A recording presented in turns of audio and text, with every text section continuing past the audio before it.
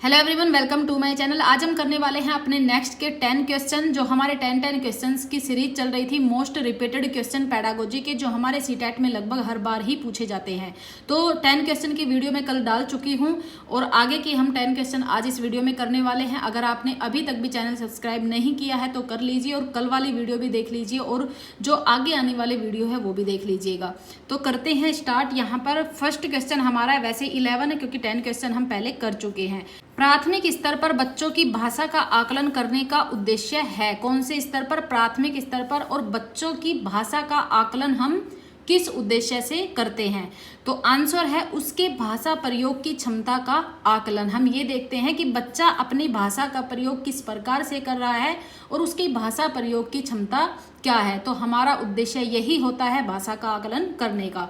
Next है, भाषा अर्जन क्षमता किसके साथ संबंधित है? तो देखिए ये क्वेश्चन बार बार पूछा जाता है, मैंने आपको बताया भी। और जो आज मैंने वीडियो डाली है हिंदी के प्रीवियस ईयर क्वेश्चन पेपर की, जो हमारा दिसंबर 2019 को हुआ था, तो उसमें भी ये सेम क्वेश्चन है। तो इसमें आंसर आएगा चोम्स्की। भाषा अर्जन का जहां जिक्र होता है वहां नाम आता है चोम्स्की का। नेक्स्ट क्वेश्चन है, प्राथमिक स्तर पर भाषा सीखने में भाषा संबंधी कौन सा संसाधन सर्वाधिक महत्वपूर्ण है? कौन से स्तर पर? प्राथमिक स्तर पर। और हम क्या सिखा रहे हैं? भाषा सिखा रहे हैं। तो कंप्यूटर, बाल साहित्य, समाचार पत्र या फिर टेलीविजन। तो इसमें हमारा आंसर आएगा बाल साहित्य। बच्चे के लिए सबसे ज्यादा इंपॉर्टेंट क्या है भाषा सीखने में? बाल साहित्य, क्योंकि बाल साहित्य इंटरेस्टेड है, बच्चा इंटरेस्ट लेगा और पढ़ेगा और उससे उसके भाषा का विकास होगा।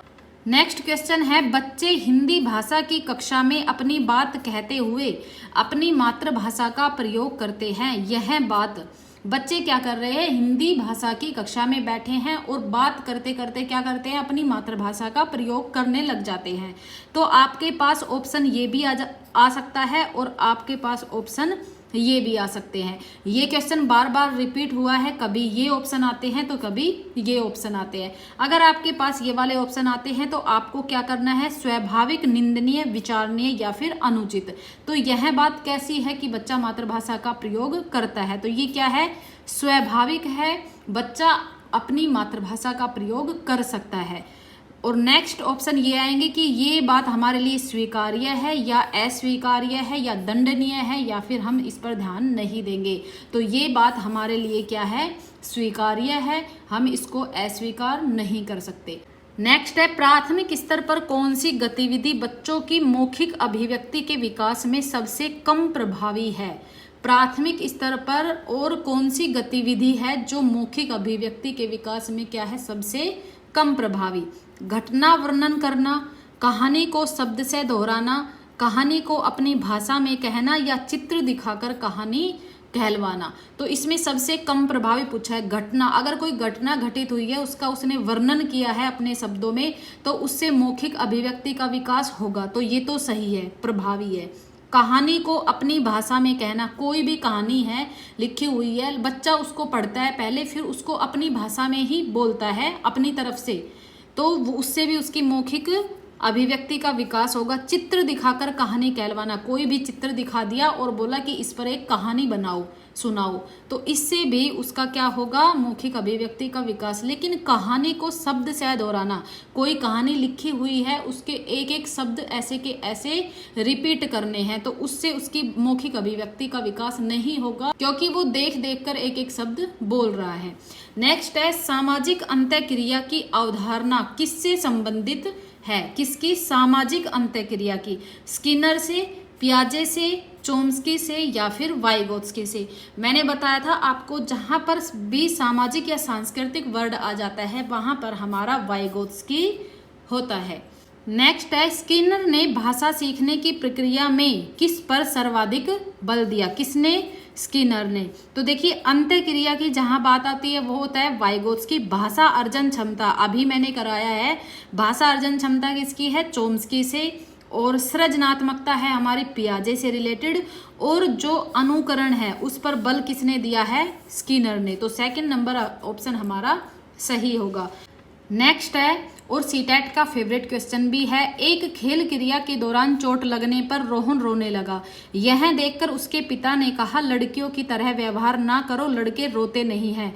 पिता का यह कथन क्या कर रहा है? लैंगिक रूढ़िवादिता को दर्शाता है, लैंगिक रूढ़िवादिता को चुनौती देता है, लैंगिक भेदभाव को कम करता है, लैंगिक समानता को बढ़ावा देता है। तो लैंगिक समानता की तो कहीं बात नहीं आ रही, क्योंकि लड़की और लड़कियों को वो अलग कर रहा है कि लड़कियां रोती है, लड़के नहीं रोते, तो ये गलत हो गया। लैंगिक भेदभाव को कम करता है, कम नहीं कर रहा बल्कि बढ़ावा दे रहा है। लैंगिक रूढ़िवादिता को चुनौती देता है, नहीं, चुनौती नहीं दे रहा। अगर वो ये बोलता कि लड़के भी रो सकते हैं, लड़कियां भी रो सकती है, तो वो लैंगिक रूढ़िवादिता को चुनौती देता। लेकिन वो क्या कर रहा है? लैंगिक रूढ़िवादिता को दर्शाता है। ये ऑप्शन हमारा सही हो जाएगा। ये क्वेश्चन हमारा जनवरी 2021 में आया था, और जो मैंने इससे पहले जो 10 क्वेश्चन कराए हैं उसमें भी एक क्वेश्चन है आपका जेंडर पक्षपात का, वो हमारा 2019 में आया था, दिसंबर 2019 में। तो जेंडर से आपका हर बार क्वेश्चन बनता है, 1 या 2 क्वेश्चन तो पक्का बनते ही है, तो इस बार भी आपको देखने को मिलेंगे। नेक्स्ट है, बच्चों में जेंडर रूढ़िवादिता एवं जेंडर भूमिका अनुरूपता को कम करने के लिए निम्नलिखित में से कौन सी पद्धति प्रभावशाली है? किसमें? बच्चों में जेंडर रूढ़िवादिता और जेंडर भूमिका अनुरूपता को कम करने के लिए। जेंडर पक्षपात के बारे में परिचर्चा, जेंडर विशिष्ट भूमिकाओं को महत्व देना, जेंडर पृथक खेल समूह बनाकर जेंडर पृथक बैठने की व्यवस्था करना। अगर हम पृथक व्यवस्था करेंगे बैठने की तो इससे जेंडर पक्षपात बढ़ेगा। जेंडर पृथक खेल समूह, अलग करके खेल समूह बनाएंगे तो इससे भी पक्षपात को हम बढ़ावा देंगे। जेंडर विशिष्ट भूमिकाओं को महत्व देना, केवल विशिष्ट भूमिकाओं को नहीं। हमें क्या करना है? जो जेंडर में पक्षपात हो रहा है उस पर बैठकर बच्चों के साथ चर्चा करनी है, परिचर्चा करनी है, उससे ही हम इसकी अनुरूपता को कम कर सकते हैं। फर्स्ट नंबर का जो ऑप्शन है वो हमारा राइट होगा। ये क्वेश्चन हमारा दिसंबर 2019 में आया था, एक तो ये, और जो मैंने अभी बताया है जेंडर पक्षपात वाला वो भी। ये दोनों क्वेश्चन हमारे दिसंबर 2019 के एक ही सब्जेक्ट में आए थे। तो आपका इस टॉपिक से क्वेश्चन तो 100% बनने वाला है। नेक्स्ट है, एक गतिविधि के दौरान छात्रों को संघर्ष करते देख एक अध्यापिका बच्चों को संकेत और इशारे जैसे क्या, क्यों, कैसे प्रदान करने का फैसला लेती है। लेव वाइगोत्स्की के सिद्धांत के अनुसार अध्यापिका की यह योजना क्या है? बच्चों को अधिगम के लिए निष्प्रेरित करती है, अधिगम के लिए पाढ़ आधारभूत संरचना का काम करेगी, छात्रों में प्रत्याहार निकास प्रवृत्तियां पैदा करेगी, अधिगम की प्रक्रिया में अर्थहीन रहेगी। तो इसमें देखिए, बच्चों के अधिगम को निष्प्रेरित करेगी, नहीं, निष्प्रेरित तो नहीं करेगी, क्योंकि वो उनको क्या कर रही है? इशारों में सहायता प्रदान कर रही है। और छात्रों में प्रत्याहार निकास प्रवृत्तियां पैदा करेगी, नहीं। अधिगम की प्रक्रिया में अर्थहीन, नहीं, अर्थहीन कैसे होगा? क्योंकि वो उनकी हेल्प ही कर रही है। नेक्स्ट है हमारा, अधिगम के लिए पाढ़ आधारभूत संरचना का काम करेगी।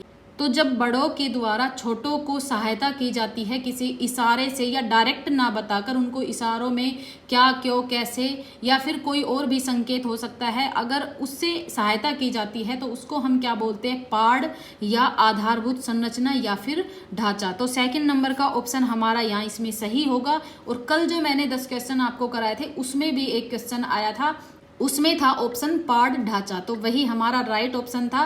तो देखिए, ये बार बार रिपीट होते हैं, अभी आपने देख भी लिया होगा। तो कल जो क्वेश्चन आया था वो दिसंबर 2019 का था, और ये जनवरी 2021 का है। तो क्वेश्चंस रिपीट होते हैं। देखिए, लैंग्वेज थोड़ी बहुत चेंज हो गई है, लेकिन सेम है क्वेश्चन, आप कंफ्यूज नहीं हो सकते, आप इजिली इसका आंसर लगा दोगे, लैंग्वेज चाहे कितनी भी चेंज हो जाए। तो ये सारे क्वेश्चन बार बार रिपीट होते हैं, आप इनको अच्छे से तैयार कर लीजिए और वीडियो को शेयर कर दीजिए ज़्यादा से ज़्यादा, ताकि और भी बच्चों का भला हो सके। और अगर आपको वीडियो पसंद आई है तो वीडियो को लाइक करना, और अभी तक भी चैनल अगर आपने सब्सक्राइब नहीं किया है तो सब्सक्राइब कर लीजिए, क्योंकि आगे भी आपकी 2-3 वीडियो तो ऐसी आने ही वाली है, क्योंकि आपका जो एग्ज़ाम है उसमें अभी 2-3 दिन बचे हुए। तो तब तक हम ऐसे क्वेश्चंस करते रहेंगे। Thank you.